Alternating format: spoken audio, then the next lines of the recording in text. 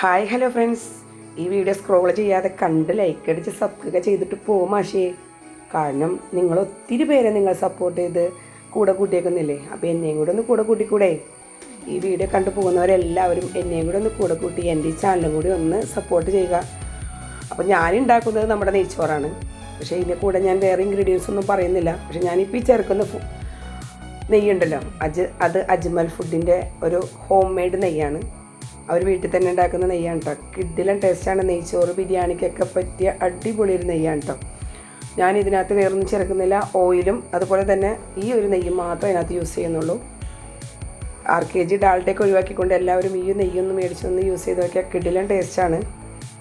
അപ്പോൾ എല്ലാവർക്കും എൻ്റെ ഈ വീഡിയോ ഇഷ്ടമായ ലൈക്ക് അടിക്കുക, ഷെയർ ചെയ്യുക, സബ്സ്ക്രൈബ് ചെയ്യുക. അതുപോലെ ഈ നെയ്യിന് ആവശ്യമുള്ളവരെല്ലാവരും എൻ്റെ വീഡിയോയിൽ കമൻറ്റ് ഒന്ന് പറഞ്ഞാൽ മതി. അപ്പോൾ മറ്റൊരു വീഡിയോ ആയിട്ട് വരുന്ന എല്ലാ കൂട്ടുകാർക്കും ബൈ ബൈ.